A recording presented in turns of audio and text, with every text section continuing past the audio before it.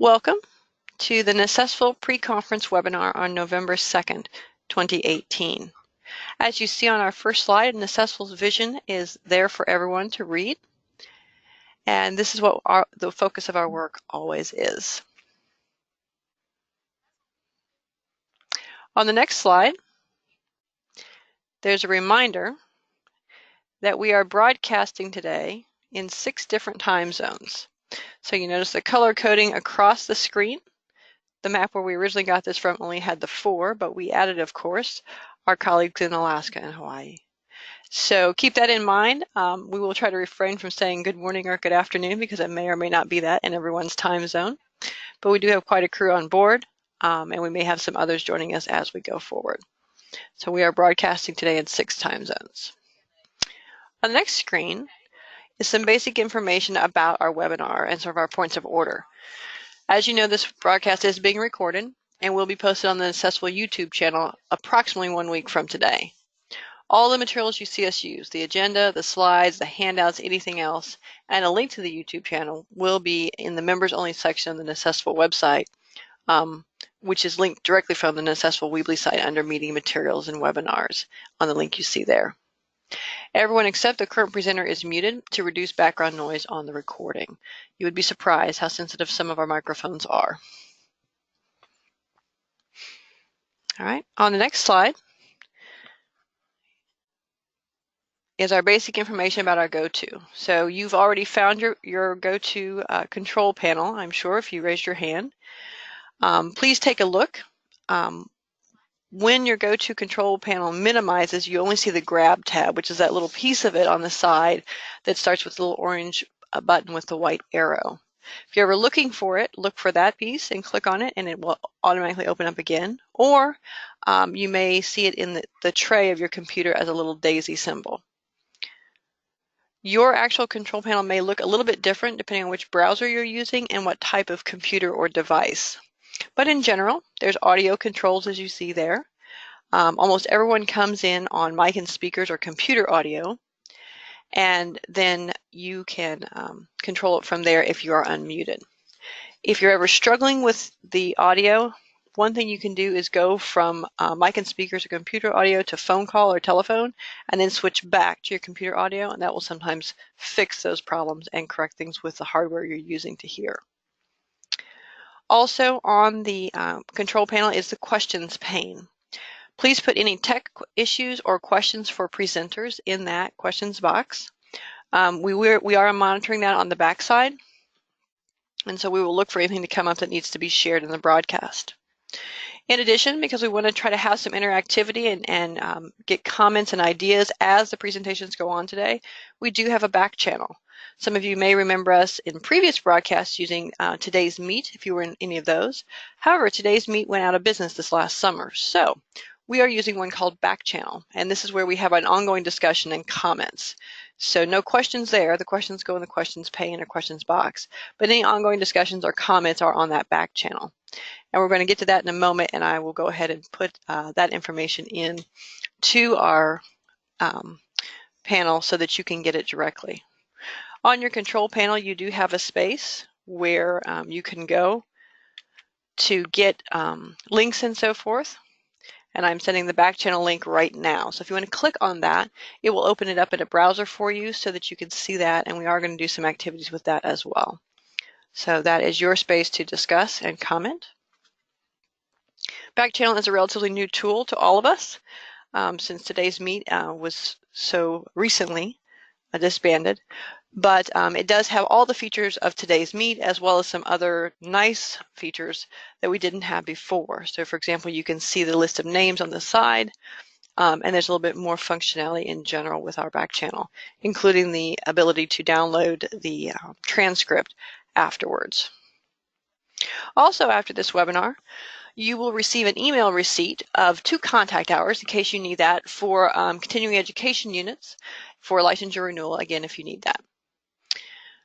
As I said before, the recording of this broadcast will be posted on our YouTube channel and linked on our website, and everything will be available under our members only page of the website. Having said all that, I'm going to stop briefly, look for any questions, And it looks like we're good to go. So Ophelia, I turn it over to you.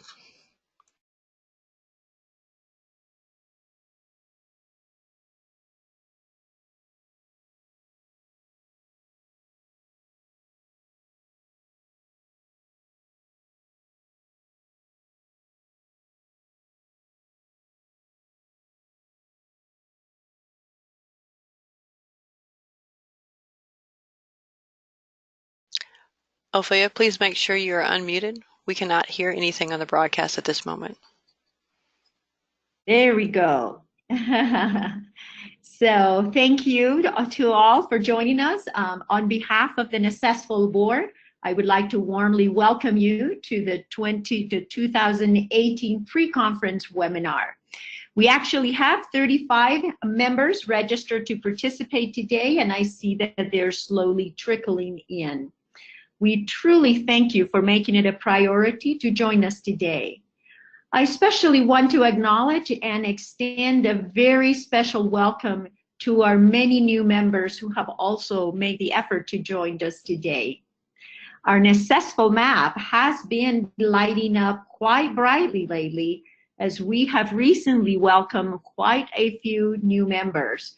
I think a total of 14 members that I've recently counted that have just will be presented to you very shortly in the next couple of days. Our membership is now expanded to 107. This is the largest membership to date, which means that as a Necessful organization, our capacity to advocate for quality language programs is expanding with each new member that joins us.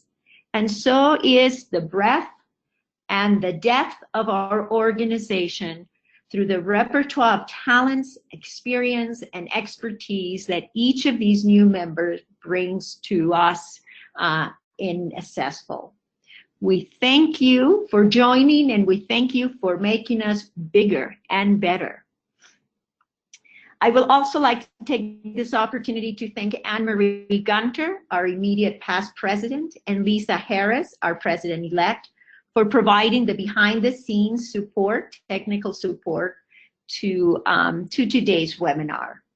As Anne-Marie mentioned earlier, it is one of our goals within the limited capacity of a webinar format to elicit your participation by using poll questions, encouraging you to using the question pane to share your questions and your comments, or to interact through the new system that Anne-Marie has just installed. I believe it's called the backdoor, so that you can freely interact with your colleagues during the webinar. To help us get into this participatory mode and to see how well your expectations for this webinar align with our actual agenda, we are going to start with a practice poll question that Anne-Marie is going to post. Give us a few minutes to respond before sharing the results of the poll. Anne-Marie? The question will be, why are we meeting today, Friday, November 2nd? You have multiple options to choose from, and we ask that you check all that apply. Anne-Marie, if you will post that poll question. Thank you.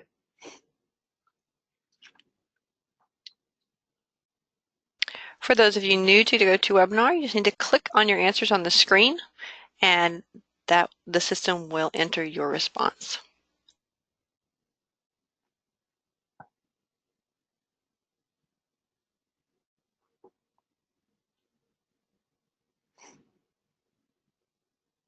It looks like we've got 100% voting, so I'm going to go ahead and close our poll and then share the results with you. Almost everyone knew the answer was all of the above, but Ophelia, I'll go ahead and let you discuss the rest of the results. Well, that is very, very encouraging, because that means that that we have almost 100% alignment between your expectations and what we have planned for for the meeting today. So if we can just close that poll and go back to the presentation.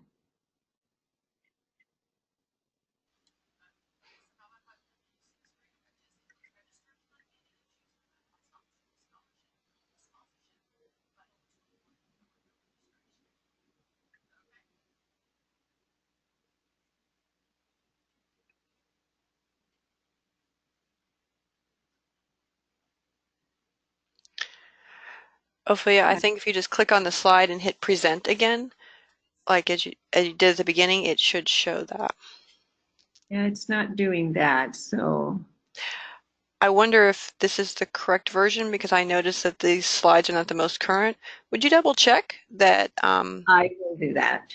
you may still have what you were showing already up somewhere, and so it may still be in presentation mode from that space. I apologize, but I'm not seeing that right now.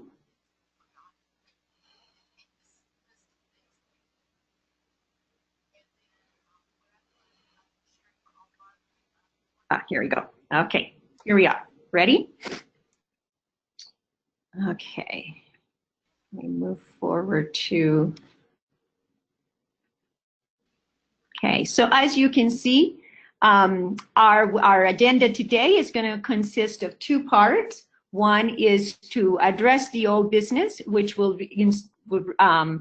involve the reports from our officers and committee reports, and then to address new business, which will involve the beginning steps of planning of our 2019 meeting. Just a reminder that the main purpose of our meeting, of this pre-conference webinar, is to take care of these business items so that we can preserve some of our personal time, our one-on-one time, when we are in New Orleans for more collaborative and interactive opportunities. So we hope that that this will again free us up to be more, spend more time and better quality time with each other when we get to New Orleans. I'd like to take this opportunity to introduce the highly dedicated officers of the NACESFL board who work tirelessly behind the scenes on your behalf. It is an honor for me to serve alongside with them. These are incredible individuals and impressive professionals, and it's my honor to present them to you. As our past president is Anne Marie Gunter. As our president-elect is Lisa Harris. Our secretary is Debbie Nicholson. Our technology coordinator is Kathy Shelton. Our treasurer is Alfonso de Torres Nunez, and our vice president, Patrick Wallace.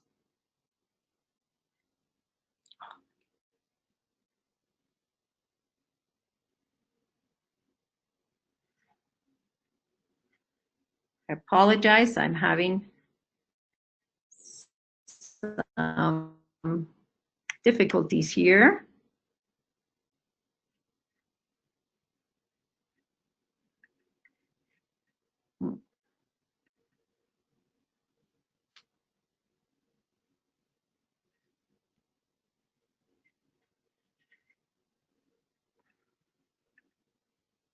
I seem to be losing my presentation.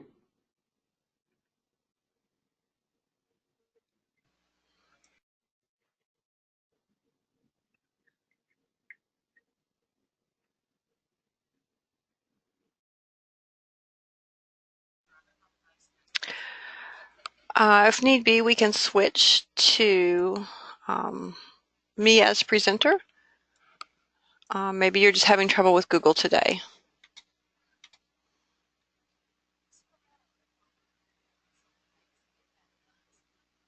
Would you like to do that?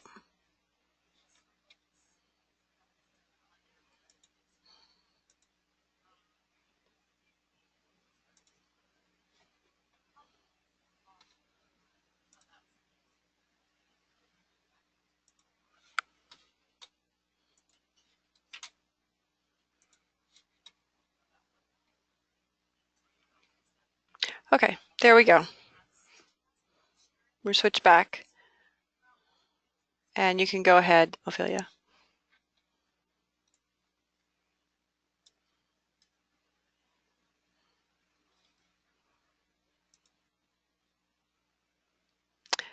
You can go ahead and unmute Ophelia to start your president's report. Great. All right, next slide. Great. For the benefit of our new members, I am going to do a kind of a broader overview of the board's functions and responsibilities during this past year. I want to remind you that at the heart of our board's work are 4 driving forces. 1, promoting the successful organizational goals, responding and supporting member needs, broadening the involvement of members, and expanding the frequency and enhancing the quality of our network opportunities for our members. Another very important thing to remember is that these are the goals that shape every agenda of our monthly meetings and those additional sessions that we set up that are dedicated to plan our webinars and our annual meetings. In addition, I think another very important aspect of our work as a board is to seek opportunities to collaborate with other organizations that have like missions and goals as Necessfuls. We currently enjoy strong partnerships with multiple partners and would like to kind of give you an overview of what those are and what we see some of the benefits that come from that. First, I'd like to begin with our partnership with ACTFL. Some of you that are new may not be aware that it is through ACTFL that we have access to all the physical facilities that enable us to hold our annual meeting. In return, we participate in the planning of the Assembly of Delegates. We attend the Assembly of Delegates. This year we will be attending on Thursday afternoon. We help to review conference proposals, as many of our members are involved in that process from year to year. We collaborate on publications and on advocacy efforts, such as last year's publishing of the 2.0 Can-Do Statements, and our support of the Lead with Languages Advocacy Initiative. This year, we took the opportunity to enhance that partnership by signing an MOU between ACTFL and Necessful to formalize and to create some stipulations for commitment of our joint efforts to promote the effective use of the Can-Do Statements in the field, and to simultaneously protect and preserve Necessful's authorship role of the Can-Do Statements and to protect the intellectual rights over the LinguaFolio trademark. Another partner with whom we have had very productive collaborative work is the Joint National Committee for Languages, the JNCL. Brandy Ma from Utah is our current delegate. She attends the annual Advocacy Day sponsored by JNCL and assumes the responsibility to share important updates from JNCL with the rest of the membership on a monthly basis. At times, JNCL will ask us for data or input that will inform or the drafting or negotiation of legislation, or for our organizational endorsement on advocacy initiatives. Another very important partnership that we have nurtured is that of the Leadership Initiative for Languages, or LIL. Necessful has been an organizing partner, which means that one of our members serves on the planning and implementation of the Institute on behalf of developing new talent, leadership talent in our emerging leaders. That also gives us the opportunity to select one of our members as an emerging leader to be part of a cohort that is selected every other year. Unfortunately, our involvement this past year was somewhat limited because both of our representatives, our organizing partner and our emergent leader, transitioned to other professional opportunities. But we do look forward to the opportunity to appoint new participants for the 2019 cohort. We also have a sister partnership with the National Association of District Supervisors of Foreign Language, or NATSFL. We work very closely and parallel with NATSFL. It has been a privilege for me this year to closely collaborate with them on many levels, including the joint planning of many of the activities that will be part of our annual meeting. For example, this year, we will have a joint workshop on Tuesday afternoon and a joint Wednesday morning session with NATSFL, as well as multiple opportunities to interact with our NATSFL colleagues at joint breakfasts, lunches, and receptions. We also enjoy a very extensive and multifaceted partnership with College Board and HANBON. And I'm going to save the details of that partnership for Anne-Marie's report as past president, because she has been highly involved in that and will be giving us a very detailed report on that. And Ophelia, before we move on to the next slide, we do have a question from the question box. One person asked about our partnership with CASELS, one of the 16 Title VI language resource centers. That one's particularly located at the University of Oregon. And I noted that we do have a partnership with CASELS and several other of our language resource centers. And I know Ruta Kawai will be talking about that in her report from the Linguafolio Committee. Exactly, and that is the case as well. Ruta will be expanding on that partnership, some very exciting things that are happening through that partnership, but I will save it for her to inform us and give us the details of what's happening there. I will move on to the next slide. And you may have to move it, Anne-Marie, because I am not able to move it. Yes, it should be visible now. Mm-hmm. Okay, there we go. However, on top of all of those things that we've talked about, I think that as a board, we strongly feel that our foremost responsibilities revolve around being receptive, responsive, and supportive of your needs and your priorities. And some of the ways in which we fulfill these responsibilities are listed here on this screen. For example, we have been able in the past few years to support 3 of our members to attend our annual meeting by providing annual meeting scholarships.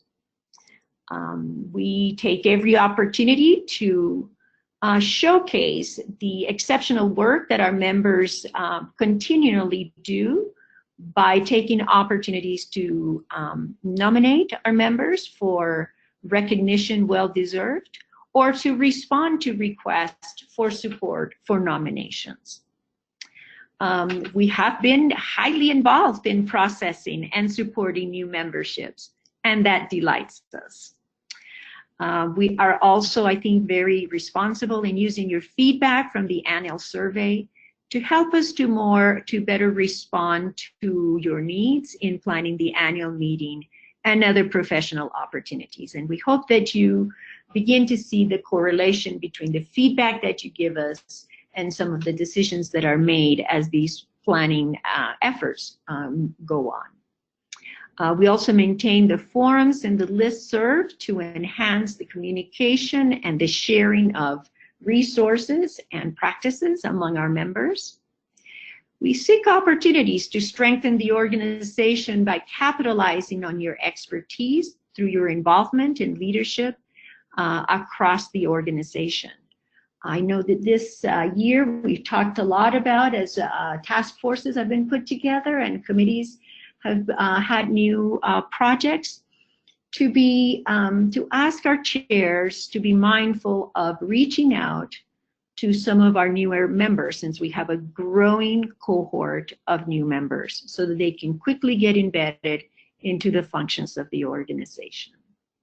And I think a very important resource that NASESFL takes responsibility for maintaining with your support is that of the state reports, which becomes a great reference resource for all of us and even other stakeholders within our context.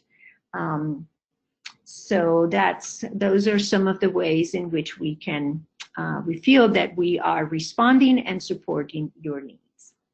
If we can go to that next slide. So I want to now focus you a little bit, direct your focus to the annual meeting just around the corner, and hope that as you participate in this year's annual meeting, you will see evidence of the board's efforts to be receptive and responsive to your feedback as we have structured the annual meeting around the top priorities that you identified in last year's annual survey. We're also going to venture into a more open-ended meeting structure to maximize networking and opportunities for more in-depth conversation.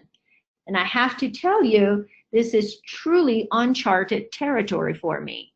So I have resorted to the support and expertise of other members of NACESFL to help us do this. And I am told that this will be a shared responsibility for the success of our meeting when in New Orleans when we meet. We hope to be able to provide more self-directed learning opportunities, some differentiated learning opportunities to address the needs of and interest of our different types of memberships, such as the needs of our new members or the needs and interest of our retired members. So we hope that this will be visible to you and that you can take advantage of these new ventures that we're going to try during our annual meeting. Next. Because of this open-ended meeting structure, you will have a heightened protagonist role. And so we encourage you to come well prepared to the meeting, not just to learn from others, but also to be prepared to contribute to the learning of your colleagues. To help you be prepared, we are going to receive 2 follow-up emails within 3 days of our webinar. The first email is who will be coming to the annual meeting. This will be an opportunity for us to introduce you to that number of late membership that we have received and introduce you to those members so that you can familiarize yourself with this new cohort of new members and can be ready to reach out to them when you meet them at the annual meeting. The second email is going to be titled Pre-Annual Meeting Opportunities. On Tuesday, we will be privileged to hear from Dr. Troyan. He will be presenting genre theory as applied to supporting the can-dos, both proficiency and intercultural can-dos. And he has graciously provided us with some reading opportunities to familiarize ourselves with this theory. I will be sharing with you 3 articles. They will have a description so that you can select which of those articles will be most interesting to you to read as a pre-reading and which of those articles may be better for you to do as the post-reading after the workshop. But those, you will be receiving those. In addition, you will be receiving an invitation to a Google link. This will be an opportunity for you to share areas of expertise, practices, and products that are correlated to those 5 topics that we will be exploring together. That document will become critical when we meet on Wednesday, because that information that you will share with your colleagues will become like a guiding document for them to almost create their networking map during the time that we are together. So we ask that you watch out for these 2 emails, that you take a few minutes to enter your information so that everyone else can be aware of your strengths and be able to learn from you, as well as you learn from the strength of your colleagues who will be participating. So watch for the emails, get ready and get excited to join us and to meet us and to be with us next week. We're certainly excited to be with you. And next, we're going to hear from Debbie with the report of our secretary. Debbie is unmuted. Go ahead. Okay, great. Hi, everyone. It's nice to have you all here. I'm not going to bore you with reading through all these. Hopefully that you have read them since they were emailed out to you. But you can see that in the minutes, actually this was Lynn Fulton Archer who did these, so that I know that they're very thorough. But you have the pre-conference webinar minutes for that, although basically those minutes are just on the recording as they will be today. And then you have the minutes from each of the days that we were in, wherever we were in. How sad is that? But they have, she has listed the minutes from each of our sessions, some of them of which are just telling you where you can find presenter handouts and information. But basically, I present these minutes to you for approval for our archives.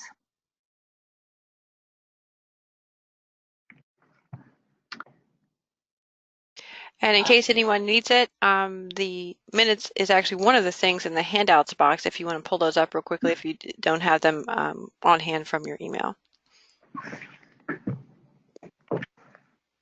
You're going to use a poll question for the approval process, so we'll give you a couple of minutes to pull that document up, peruse it, and then Anne-Marie will post the poll question. And if there are any questions, please feel free to address us with those. Okay, so let's pause for a moment here. I noticed that our back channel is getting quite a workout, so if you do have any questions, feel free to put those in the questions box. We can post them to Debbie or put them in that back channel. We will go ahead and take a look at that for a moment. And then we will need someone officially to call for a motion to approve the minutes. And then Lisa is actually going to run our poll questions from behind the scenes here.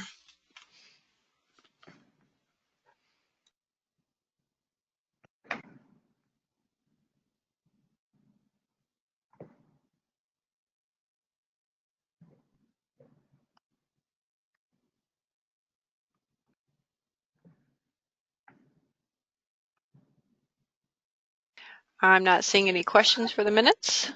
And I do have in the questions box that Stephanie Call has made a motion to approve the minutes as presented.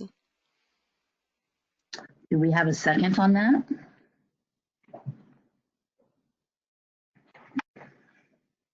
Yes, Greg Roberts has seconded that motion. Great, then we can proceed on to the poll.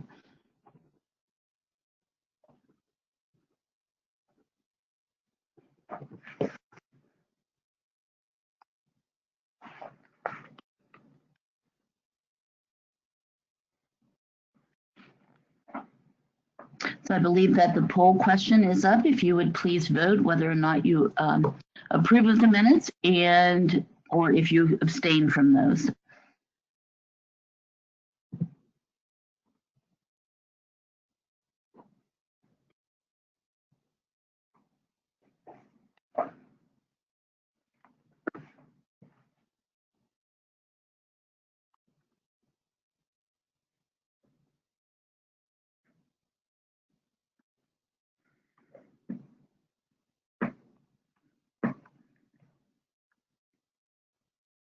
And it looks like we have just about everybody voting, so I am going to go ahead and close the poll in 10 seconds.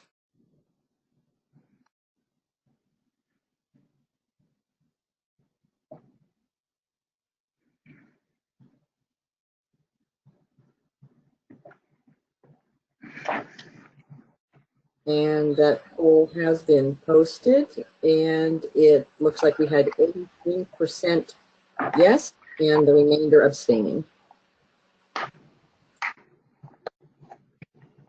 89% yes. Mm-hmm.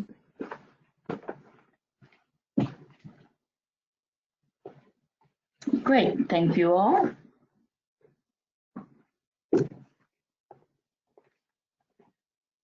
Great. Well, thank you, Debbie. We will next hear our treasurer's report with Alfonso de Torres from Kentucky.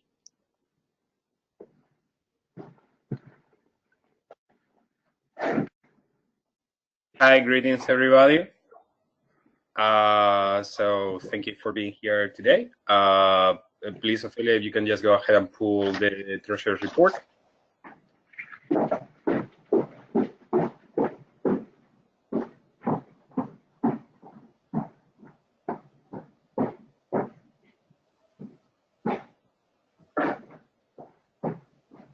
Or Ophelia, would you like me to pull that for you guys?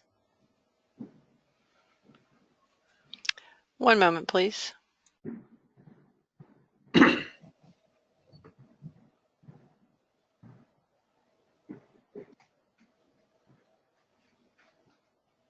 Alfonso, do you have a copy of that treasurer's report? We can make you the presenter and you can show it on screen. I'm not sure why it did not come up on the slide.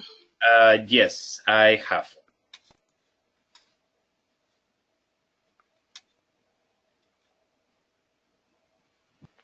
All right, I'm going to make you the presenter so you can show that on your screen.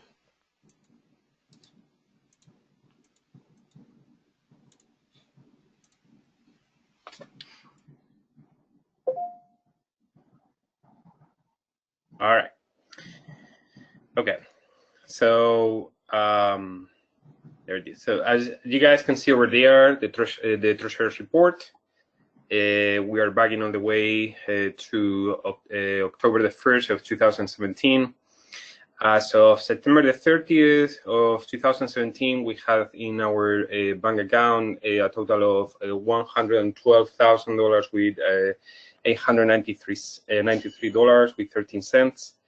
Total deposits that we have had from October past year till the end of September this year, $17,302 with 85 cents.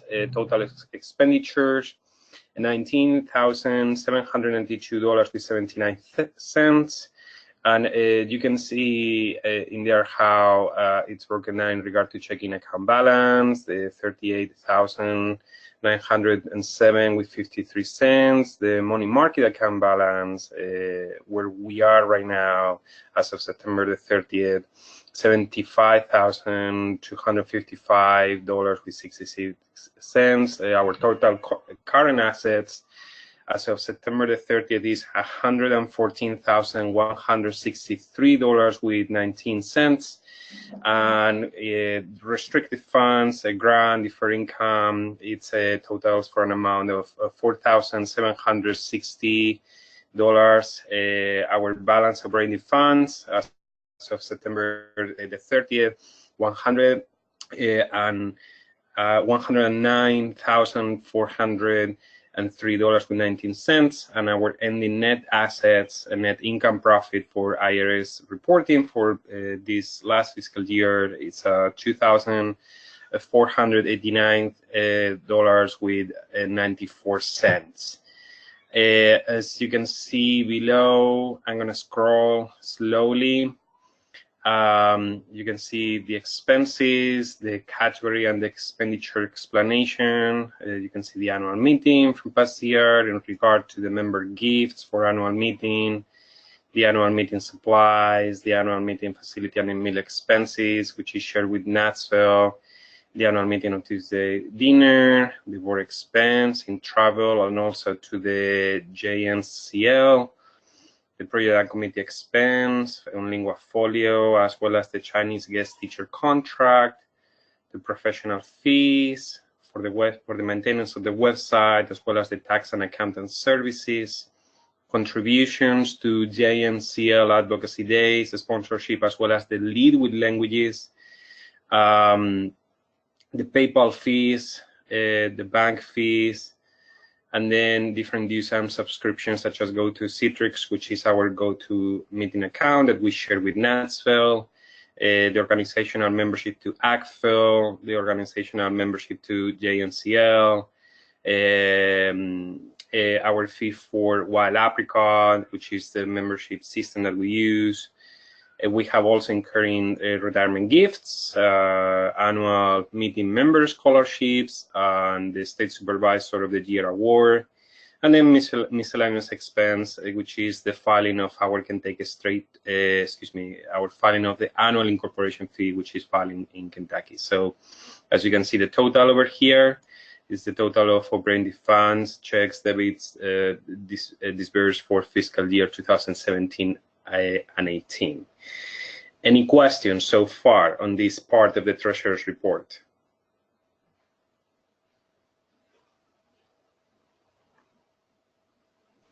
I don't see any questions in the questions box. All right. Great. So then going down to the part of the membership, I am very happy to report to you guys that as of right now, I mean, Ophelia has referred to that, and you guys have mentioned this in the chat box, but our membership is going up. We currently have it at 107. As of October 31st, we have already renewed 36 regular members, pending 7 regulars that we are still to hear from them, 27 associate members, and we are still with 9 pending to hear from them, 21 retired regulars, with 4 pending and 1 retired associate, totaling to an amount of 85, and leaving 20, as you can see in there, that we are still to hear from them. So that's pretty much what we have. So on that part of the membership of the Treasurer's report, any questions from you guys?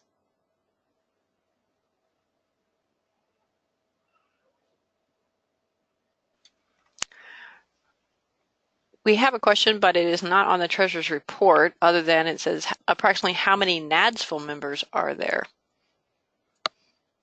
Well, if I may, Ophelia, I have that number from this morning. Yes, you do. So, yeah, we're gonna have NADSville members approximately 100 plus. If I recall correctly from the email that the president of NADSville told me this morning, we are talking here about easily 120 and counting up. Because Jennifer Carson, the president, told me this morning that there are always people who come late. So, so yeah, that number is going up. So I guess that this year we are gonna, I guess, hit some records of attendance. Yeah. All right, thank you. So that's pretty much. Thank you very much. Great. Then if we will need to have a motion to approve the Treasurer's report as presented. Gregory Fulkerson has motioned to approve, and Sherry Quinlan has seconded.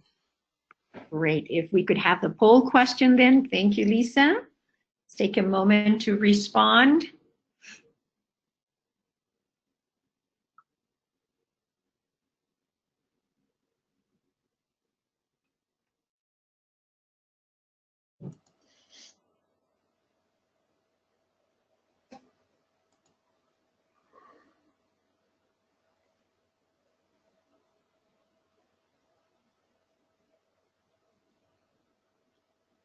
Well, it looks like we are up to 89% having responded. I'll give it another 10 seconds. I know we do have some panelists who are not able to participate in this, and they can put their vote into the chat box.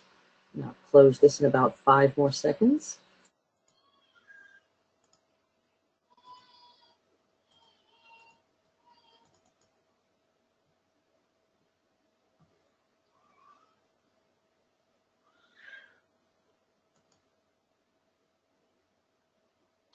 Okay, and I do have the results showing up so that you can see we do have approval with 83%, and the abstentions, as you probably know, Alfonso and myself would abstain from voting as we participated in the preparation of the report. Thank you, Lisa and Alfonso, for your collaboration on the Treasurer's report. Thank you.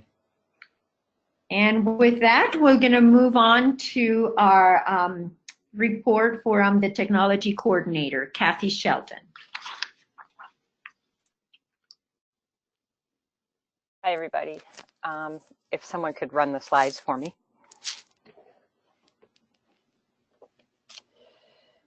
So this is just some quick analytics from the website during 2018 up until October 31st, that we had over 12,100 people actually visit the Nacessful website over the course of those 10 months.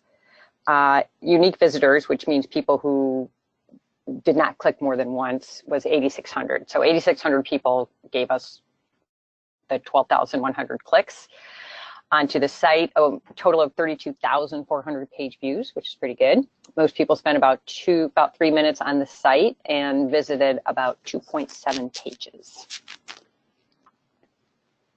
You can go to the next slide. Every month I gathered the top 25 pages that people click on, and the majority of them, as you can see up here, the can-do pages were always the top visited pages. The state reports were the second most visited pages, and then there are the Lingofolio training modules, which we brought over from the North Carolina website, were the third highest pages. So the can-dos are definitely the #1 visited page on our site. And then this is just a quick overview of all the different countries. The majority of the visits are United States. These are other countries that visit our site. Now I will say that these could be spammers or robots trying to get into the site. So, but we'll be optimistic that they actually are visiting our site. Let's go ahead with the next one. And then just my last slide, just some reminders that if you want to put out something that needs a lot of answers to it, that we appreciate you putting it in the forum versus doing it on the listserv, because that way the answers are there for everyone to look at for posterity versus trying to do it on the listserv. And the second, I still don't have everybody's profile pictures. I ask this every year. I need a headshot for your profile picture. If you click your state on the Nacessful map, you'll get a pop-up box and it'll show everybody. So if you come up with that little phantom box, that means I don't have a picture from you. I do reserve the option to go digging around on the internet myself and find one. So maybe Tom, I know you're on here, Tom usually will take headshots for us at the annual meeting. So if you don't have a headshot and you'd like one, see Tom while he's at the meeting, and he usually will do that for me. And I believe that's all I have. If there are no questions. There are no questions in the question box. We do have a comment on our back channel chat. Tom has noted that we need to find out if people were getting what they were looking for when they visited the website. For instance, were they finding out what they were curious about with the can-do statements?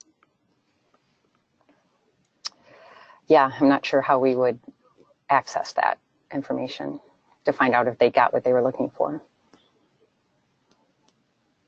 Unless Tom has an idea of that. Or anyone.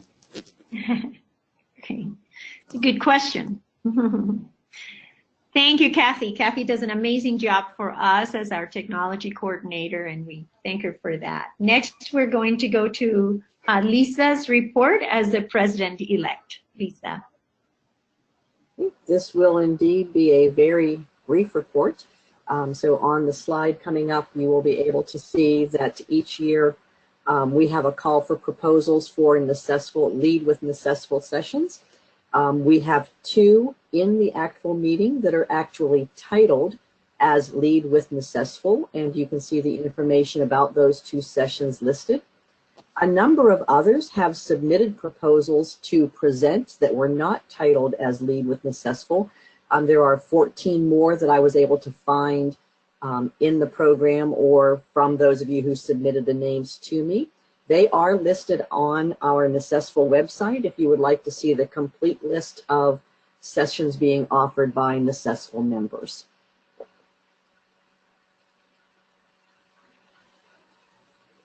Thank you, Lisa. That'd be great to advertise those and help support our colleagues who are presenting this year. And next, we're going to hear the report from our past president, Anne Marie. She'll give us more detailed information about our partnership with College Board and Hanban. Yes, and indeed we have had a partnership with College Board through their Chinese Language and Culture Initiatives Office since 2007, so over 10 years ago. Since that time, we have helped bring over 1,400 Chinese guest teachers to the U.S. in dozens of states.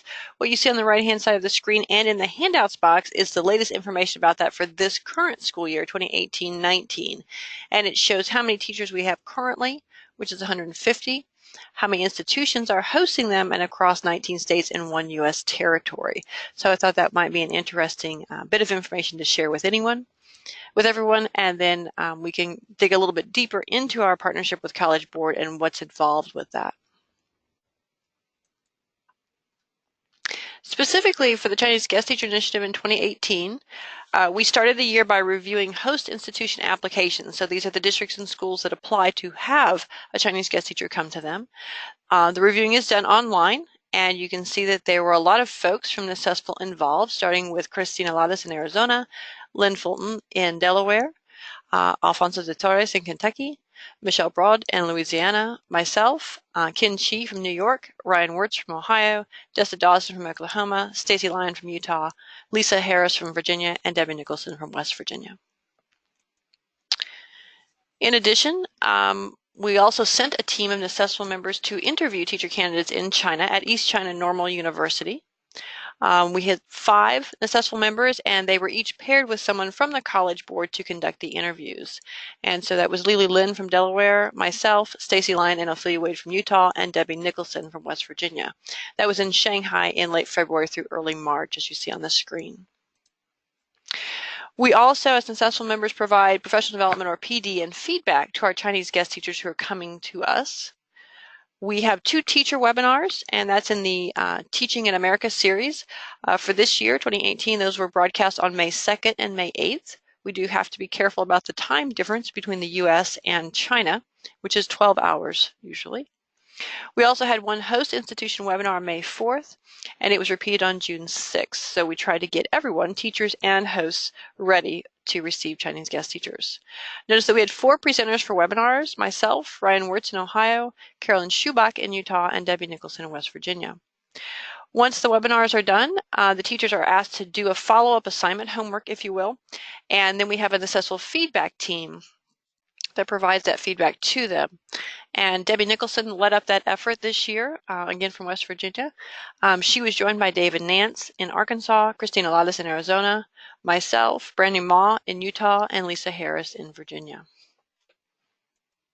Just so you know, all of the materials we use with the Chinese guest teachers, so this Teaching in America series webinar, as well as some of the professional development we do with them when they arrive at UCLA before going to their host institutions, is on our Visiting Teacher Program page on the NSSFL website under Resources. So that's available to everyone. It's on our public site, and so you can always get those materials if you want to review them or adapt them for your own uses. For 2019, I wanted to give an overview of what we'll be involved with, because some of you might want to get more involved with this project. Again, we're going to review host institution applications online. We just had a call for that because they had to turn that information in by November 1st, which was yesterday. 10 NSSFL members answered that call this year. They were David Nance and Cristina Ladas from Arkansas and Arizona, Lulu Buck from Colorado, Patrick Wallace from Georgia, Michelle Broad from Louisiana, myself, Ryan Wirtz from Ohio, Kathleen Skinner from Oklahoma, she's a new member, Stacy Lyon from Utah, and Debbie Nicholson from West Virginia. Those folks were either the ones who had worked on this in the past, had said in last year's survey they wanted to work on it, or are in states where they've been receiving Chinese guest teachers recently. The College Board likes for the NSSFL member of each state receiving Chinese guest teachers to review the host institution applications if possible. That work will be completed December through February. We will also be interviewing teacher candidates in China again this year. We will likely need 5 NSSFL members, just like last year, and again, they would be paired with College Board folks to do those interviews. And the tentative dates for that are March 15th through the 20th, 2019. It is going to be a bit later this year because of some other scheduling things with the College Board and with our regional conferences here in the United States. So they are trying to accommodate a lot of schedules.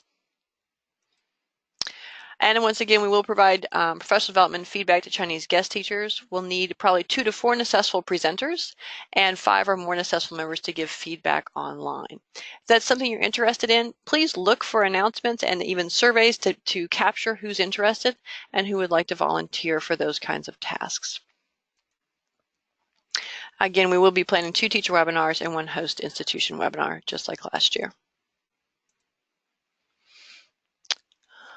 That was the Chinese Guest Teacher Initiative.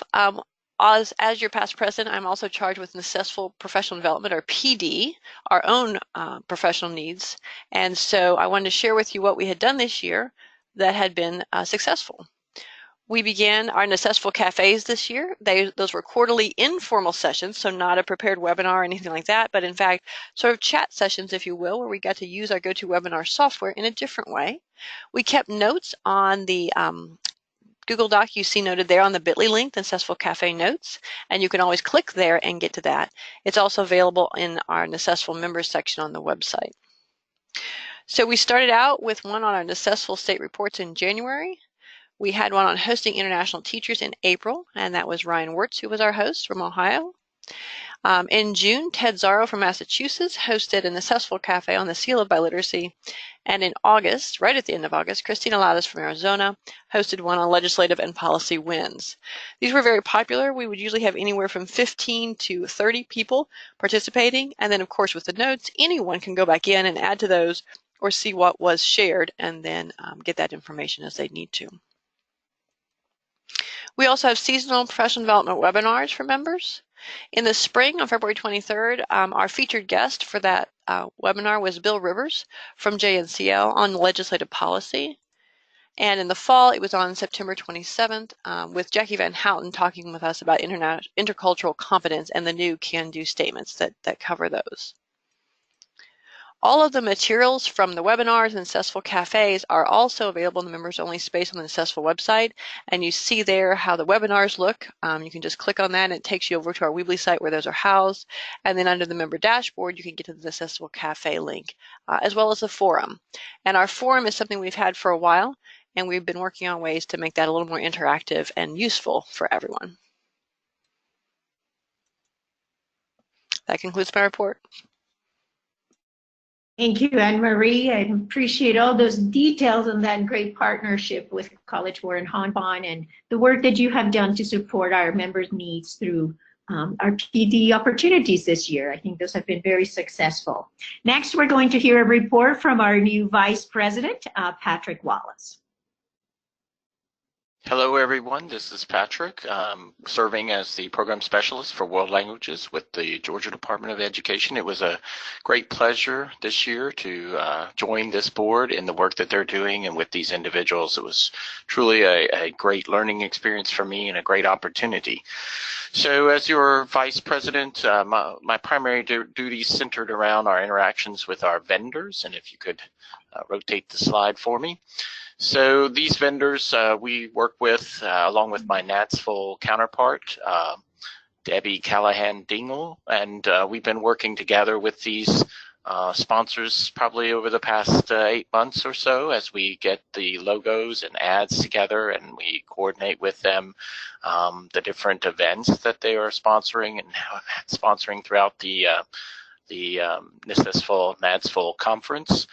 We're excited because we were able to get 20 sponsors, including a number of new sponsors this year.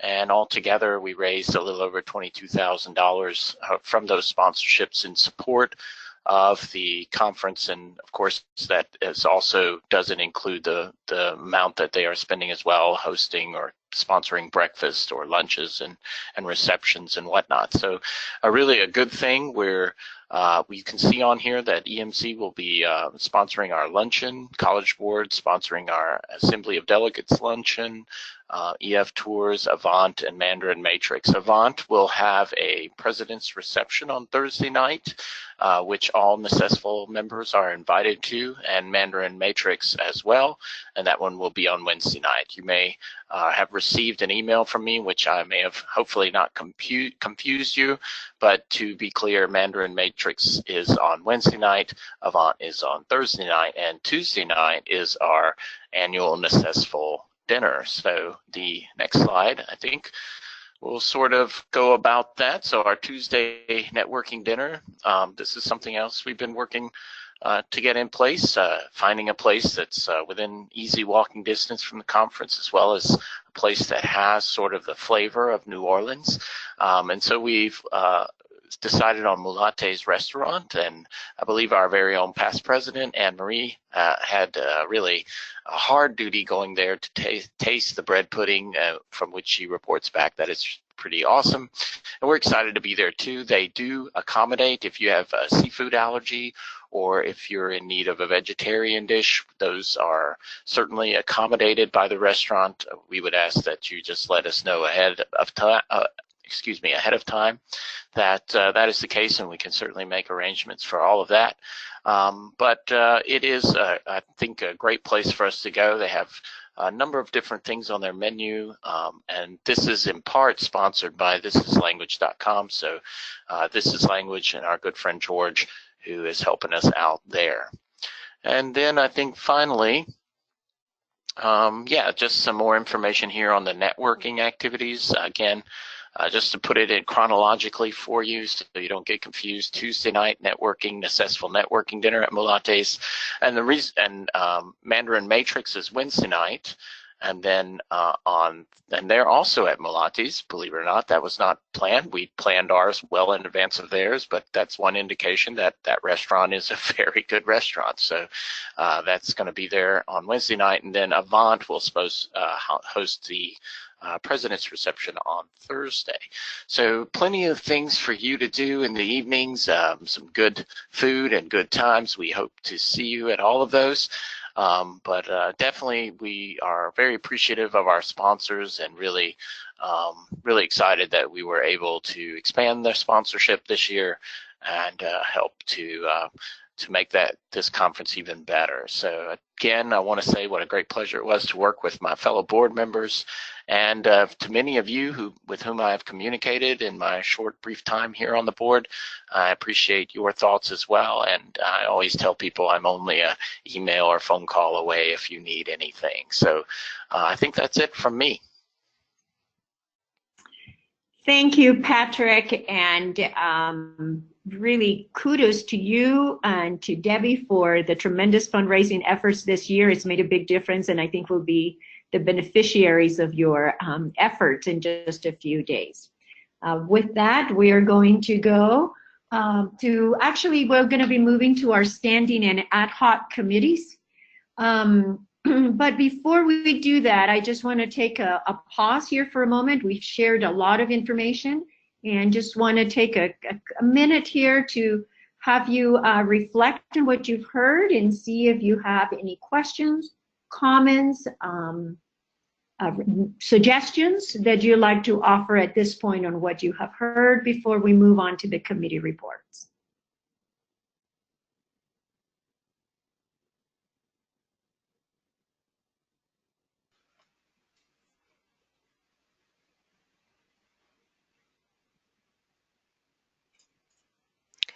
I'm not seeing any questions in the questions box, but it looks like we're having an interesting conversation on the back channel chat.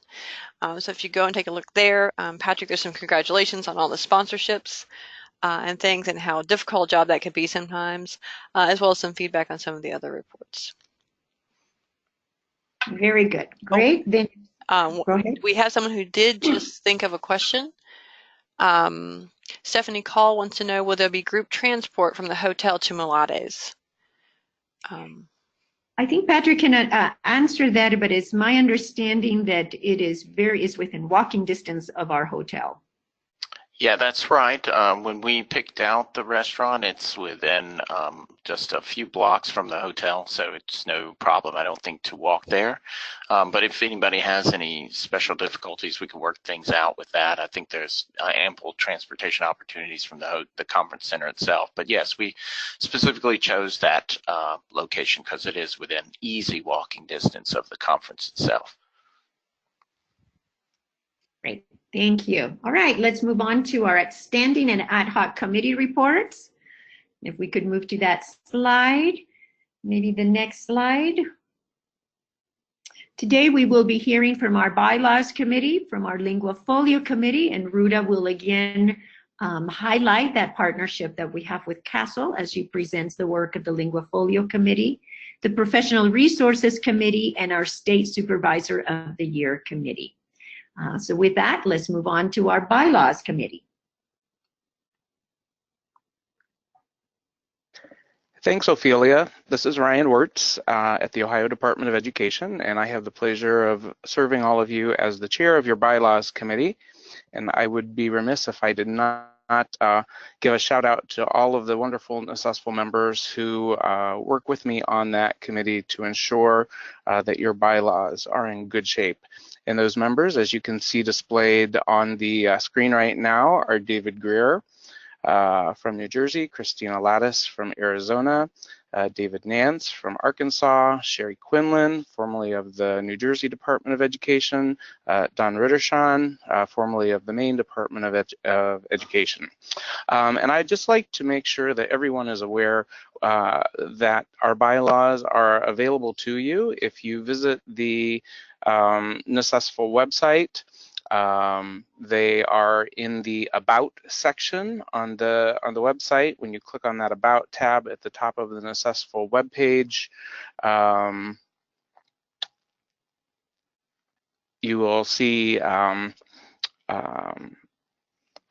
menu on the left side that says About NASESFL, and in that menu you'll see our bylaws, and they're available to you in both a PDF format and an online format for you to avail to. And for some reason, I'm not seeing the screen anymore.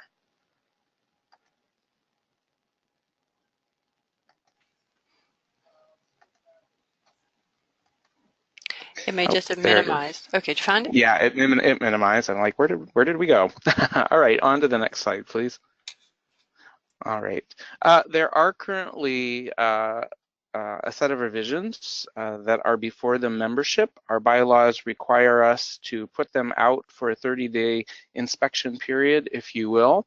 And then following that inspection period, there will be a vote of the membership to approve or those bylaws, or to send them back to us for further revisions if needed. I just want to let you know that these are not any type of a controversial revision. We discovered that the work that we began the last time we revised the bylaws to create an additional category of membership, the retired associates membership, it was a great first start, but as we were looking in hindsight at our work from a couple of years ago, we realized that the language could be much clearer than it was in our initial rendering of the bylaws. So that new language simply better clarifies the 4 categories of membership in the organization, those categories being regular SEA membership, associate membership, retired regular SEA membership, and retired associate membership. We had kind of lumped the retired associate language into the associate part, and it needed to be separated out so that each of the 4 categories was very clear and the language was very specific to each category. So we hope that you'll take a look at our work, that you will agree that it is better than what we currently have, and that you will vote to approve that. Next slide. As I mentioned, there's a 30-day review period that is in progress right now. That review period will end on November 18th. Actually, while we are in New Orleans together. So we will give you a reminder early on in the week to take a look at those revisions if you haven't already done so. We will also remind you at that time to be sure to vote if you are eligible to vote. Voting is done online through the NASESFL website. New members should be aware that you will need to register to be able to access the members only information on the website. Our web coordinator, Kathy Shelton, can give you instructions about that if it's not clear via the instructions on the website itself. It's a pretty easy process. You will go into the members only section, and then you will choose the poll vote feature in the member dashboard. And our website, our new website, is very well organized. This is all very easy to find. All right, next slide, please. Before we go on, Ryan, we do have a question in the questions box. Okay. Lynn Fulton wants to know, do we have a category that allows for SEA members to maintain membership if they leave their position but do not retire? No, the bylaws currently require you to transition to associate membership if you leave your SEA position. So there is no way to continue to be an SEA member if you did not retire from the organization. All right, the next slide is up. So voting will take place from November 19th through December 3rd, and voting will end at 11:59 p.m. Eastern time, so calculate appropriately for your own time zone from that point. As I mentioned before, you'll log into the members only section of the website, go to the poll vote feature, and cast your vote that way. All right, next slide. Just as a reminder, and I believe you were reminded of this earlier as we've been voting on the various motions before us today, only regular SEA members and retired SEA members are afforded the right to vote by our bylaws. Our associate members and retired associate members are not permitted to vote. So we always ask when a vote is taken that you abstain. And that is the report of the Bylaws Committee. Thank you so much for allowing us to report our work. Thank you, Ryan, and we appreciate all the work that's been done on this revision of the bylaws. Next, we're going to hear from our Linguafolio Committee, who has, this committee has really been on steroids this year. They have worked and worked, and I think you are going to be so impressed with the outcomes of their efforts. So take it away, Ruda. Thank you for that illustrious introduction. Please, let's go to the first slide. I want to remind everyone that I co-chair this committee with my partner in crime, Ryan Wirtz, that just gave you the report on the Bylaws Committee. I guess you could call us the R&Rs, but I don't think we're very relaxed about this committee at all. Here are all of the wonderful members who have really worked tirelessly every single month since we convened the committee, or I should say renew the committee from last year. So we have a motley crew that goes from the east to the Midwest and as far as Arizona. You will also see in this among our members that we have folks that have been inaccessible for a while. We have some new members. We have a researcher, Ali Molar. So I think I know that the discussions that we have are very rich because people come from many different perspectives. On the next slide, you will see the two major outcomes of this year's work. As you know, Linguafolio is based on the can-do statements. And after many years of working with ACTFL informally on this, the committee felt that it was time to formalize the agreement that we have with ACTFL because the can-do statements are our shared intellectual property. And so that MOU has been signed, sealed, and delivered. It has been vetted by both boards. And so if any one of us disappears tomorrow, or and as we know, we'll have new leadership at ACTFL soon, that we have put in writing all of the particulars, the specifics of our shared intellectual property. And following on the heels of that memorandum, we are in the throes right now of a draft with our other partner, Castles. Castles has been a very, even before ACTFL, Castles was a partner with Accessible in terms of the can-do statements. So once again, since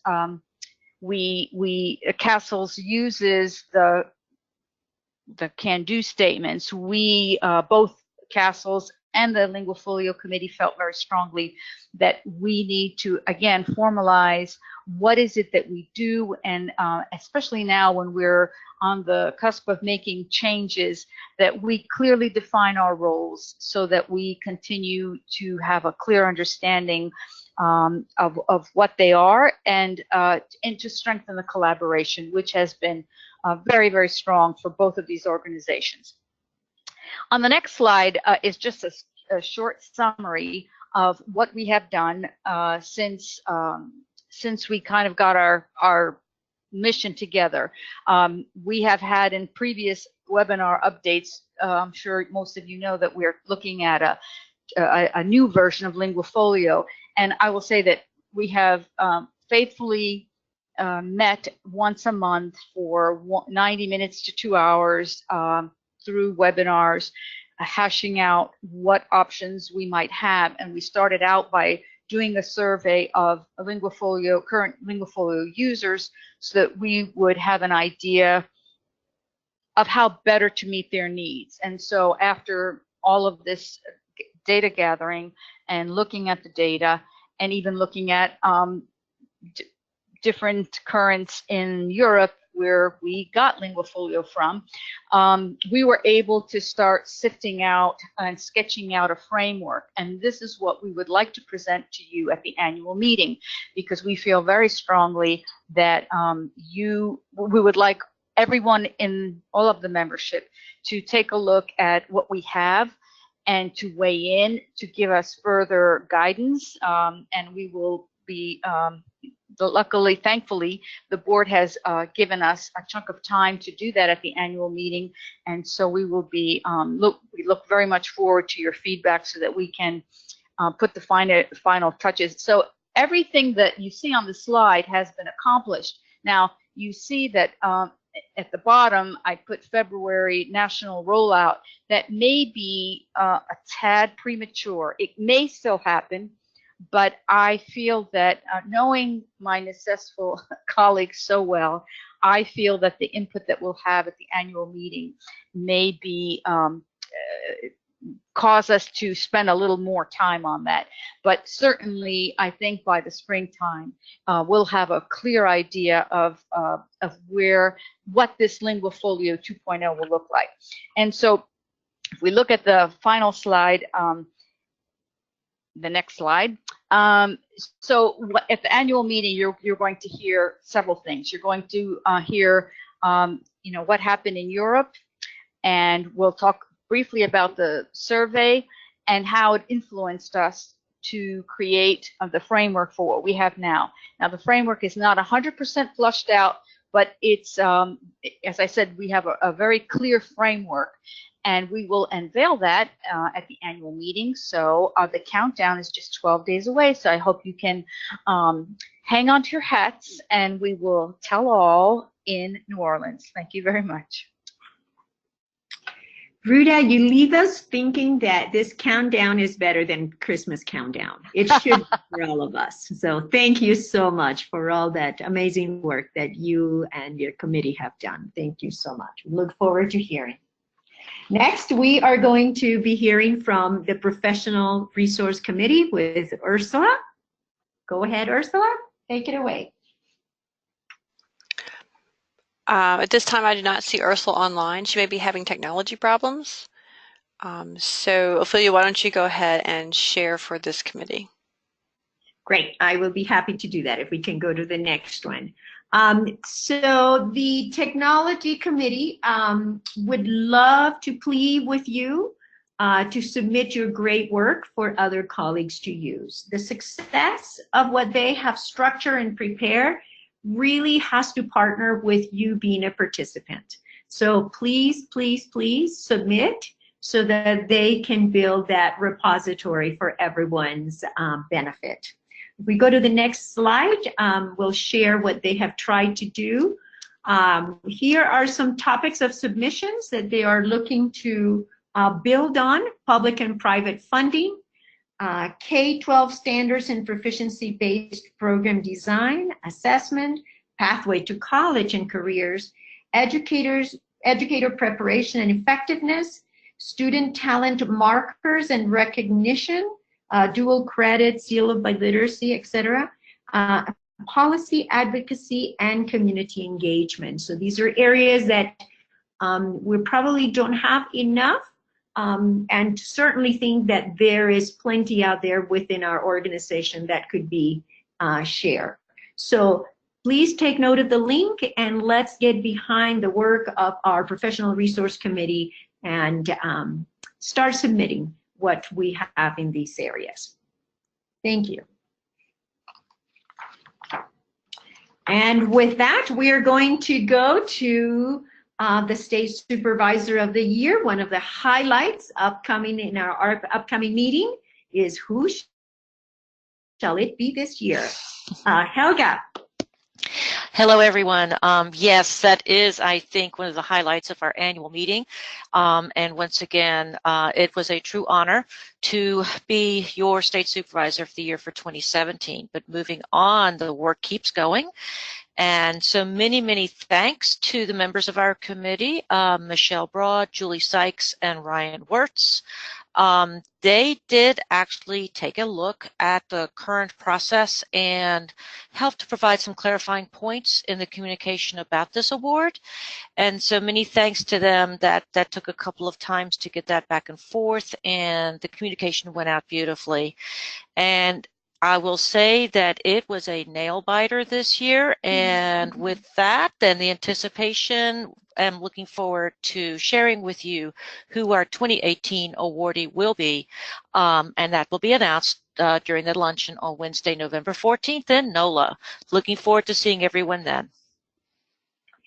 Thank you, Helga. I know Helga's been super busy this year, and she has handled this responsibility in such a timely and wonderful way, and I can't wait to find out who it's it.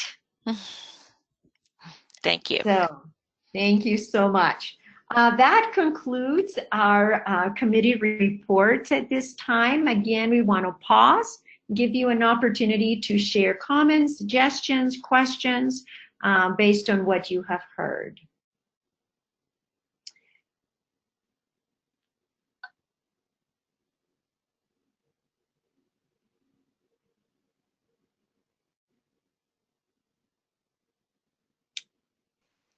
Marie, if you don't.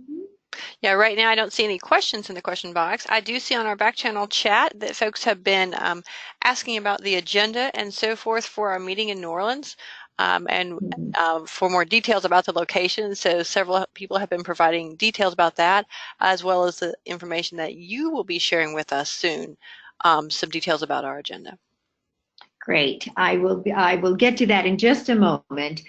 Before we move on to new business, I do want to make you aware that next year is a very important annual meeting for us because it is the 60th Jubilee for NSESPO. And so that will require some special planning, some special celebration of the accomplishments of our organization over the past 60 years.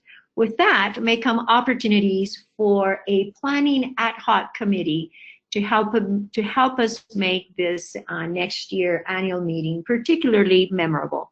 And so be thinking if this is a committee or an activity that you may want to be involved with. Would you please let me know either by sending me a note or just indicating here on your question pane via email. We'll also revisit these opportunities to sign up for new committee opportunities at the annual meeting, and so we want you to consider it. Also, I wanted to let you know that the Historical Records Committee, which has been a fairly quiet committee this past year, will take on maybe a more active role in relation to our planning of that 60th Jubilee. Jill Warrener, who's been the chair of that committee, is doing double duty right now because she also has actual responsibilities that will continue through next year. So she has asked, she wants to continue to be involved with the committee, but would love to be able to have someone else either take the chairmanship of that committee or share it with her. So if you would be consider these two opportunities and let us know if you could step in and contribute in either one of these situations. So our first order of new business is to vote on the meeting dates and location of our 2019 annual meeting, which we will do through a poll question as well. And I believe that we are, yeah, thank you, that's just been posted. You will need to vote whether or not you're in favor of holding the 2019 Necessful Annual Meeting and Professional Development Conference on November 19th through the 21st, 2019 in Washington, D.C. And we will go straight to that vote.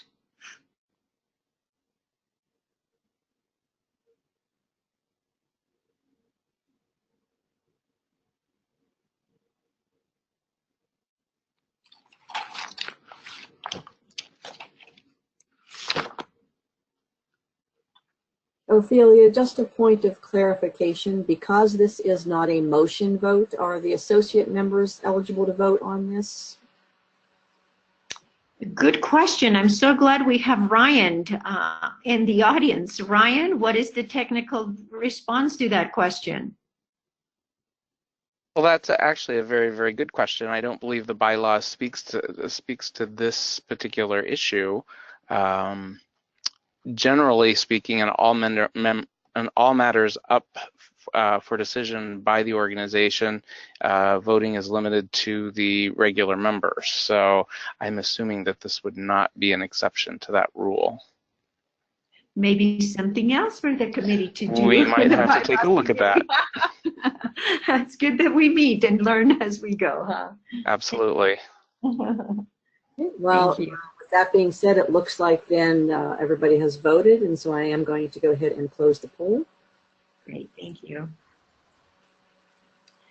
Great. Well, we have an overwhelming support to hold our meetings in Washington, D.C. I am so happy. Not only it will be a Jubilee year, but for me personally, Washington, D.C. is like home away from home. So I'm happy to celebrate our 60th anniversary in D.C. And we'll look forward to make it super special. With that, Alfonso, as our treasurer, is going to present us with the vote on dues for next year. So hello everybody once again. So after further consideration in regard to our current status in the budget and everything, Lisa, please help me here if I am doing this wrong. We would like to present you with a vote in regard to the member dues for 2019. So the vote for you guys would be, would you be in favor of member dues and meeting registration fees remaining the same for 2019? Alfonso, yes, you presented it exactly right. And after the review of our tax returns and finances, that is the recommendation of the treasurer, correct?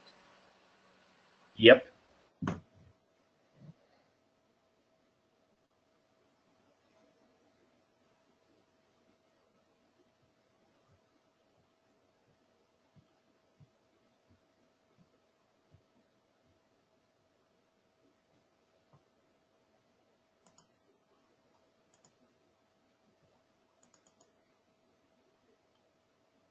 Okay, it looks like we have everybody.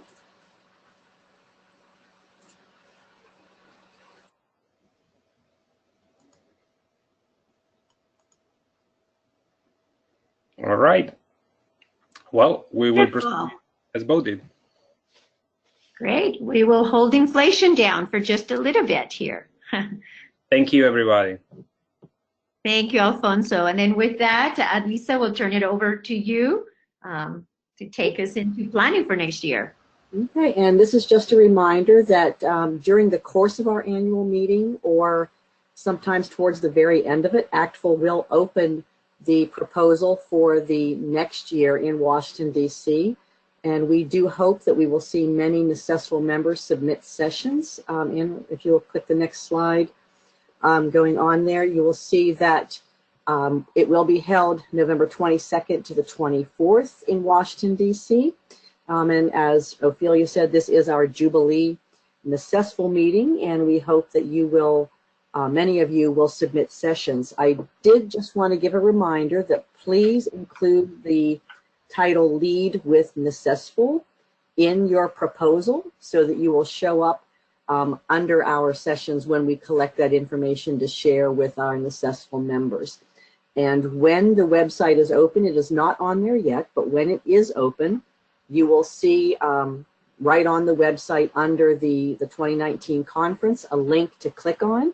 And I do see that Ophelia was able to get the logo, which you see on the slide at the moment, as well as the closing date will be January 11th. So you please will not go home and think about your Thanksgiving turkey until you have first thought about what proposal you will submit for ACTFL 2019.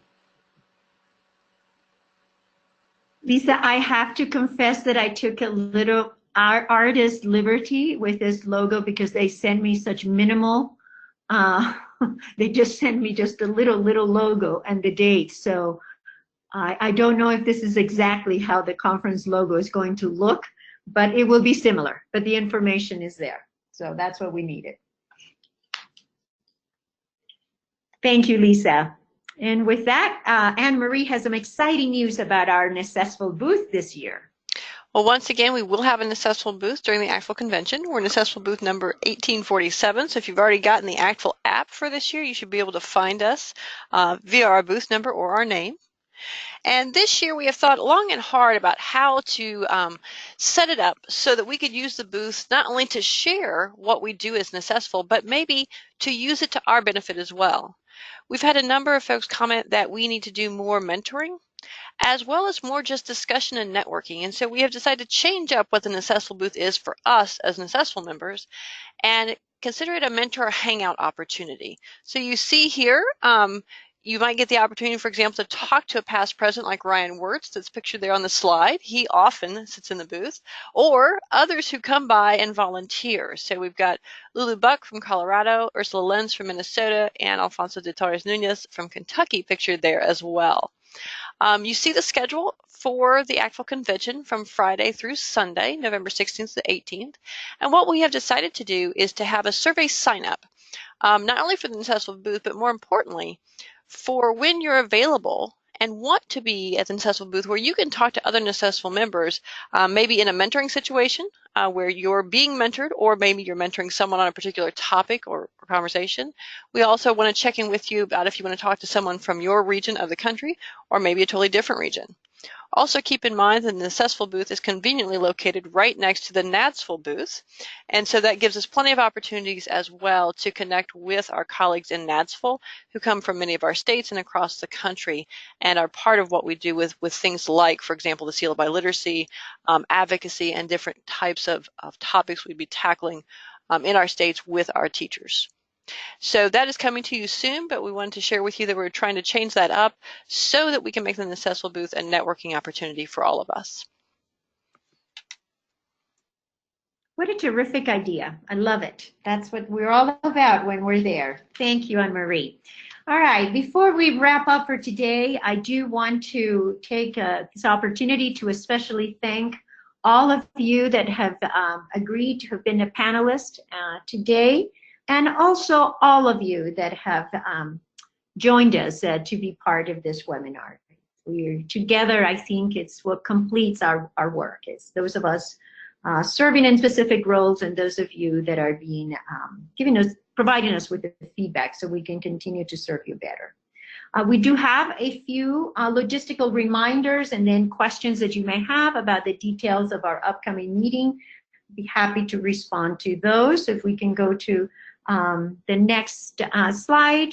The agenda booklet, this is the program booklet for our meeting, should be available on Tuesday on our Weebly page under the 2018 meetings, and you'll see the links there. A hard copy of that agenda booklet will be available for you when you arrive, but I know you'll want to know the details of our agenda beforehand. Couple of things that I want to make you aware of that may be slightly different from the past. Our starting meeting time for the Tuesday workshop is a little bit earlier. The actual workshop will start at 1 o'clock. Registration is from 12:30 to 1 o'clock. And Frances Troyan will be our presenter. That is happening in the hotel. And the room for that meeting, oh my goodness, it's escaping me. I believe it is the St. James ballroom. But when you get this agenda on Tuesday, you will see every meeting detail in terms of time, location, and blocks of time. Remind you that ticketed meals are sponsored events, plus the ACTFL Assembly of Delegate breakfast and lunch. We will be attending the Assembly of Delegate the afternoon of Thursday. And our meeting, our NACESFL annual meeting, will come to an end. We'll close the meeting prior to going to the afternoon session of the Assembly of Delegate. Again, I just talked about the Tuesday afternoon session, and then on Wednesday morning, we will have a joint session with NACESFL, and that is going to be a panel focused on the topic of K-20 articulation. We think this is going to be a very, very productive panel and opportunities for table discussions. This was a topic that surfaced for almost everyone, both on the NACESFL and the NACESFL side, as a topic of priority. As Anne-Marie mentioned before, you will be receiving certificates for attendance, 4 hours for your Tuesday PD workshop, and 15 hours for your attendance to our Wednesday and Thursday annual meeting participation. We rely very heavily on your feedback through the annual survey. This year, Kathy Shelton will be helping us with that, and we want to roll that out right before you leave our annual meeting so that we can get the most, as many of you responding to that survey. We use that survey to do the planning for the next meeting. So please take a few minutes to help us out with that. And if we can just go to the next slide. It is time now to make a motion to adjourn our meeting unless there are other questions. So before we make that motion, if there are any other questions related to information that you want to get now in relationship to our upcoming meeting, please post those. I'm happy to respond to them. And then you can be able to access to all the detailed information when we post the program on Tuesday. So I'll wait just a couple of minutes and see if you have any other questions. I don't see any questions right now in the question box. I do see a thank you from Greg Roberts for ending our NACESFL meeting on that Thursday at noon before the actual Assembly of Delegates session starts that we all attend. So someone likes that on the schedule. We have several comments in the back channel chat, although those have more to do with thinking about actual proposals for next year. Oh, that sounds just like our members. You know, they just jump on things and get things going. I love it. That's wonderful. Great. If there are no other questions, then if we could have a move to adjourn the meeting, our pre-conference webinar at this time.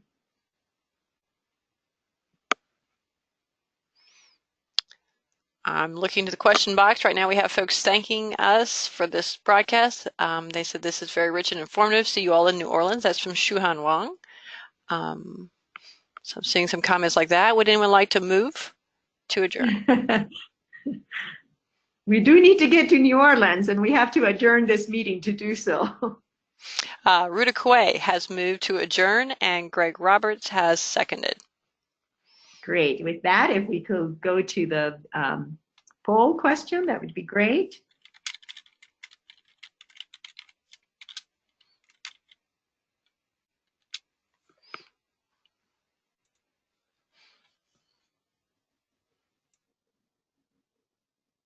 Yeah, we went up there. Looks like we have about 89% responded so far. Give it about 5 more seconds.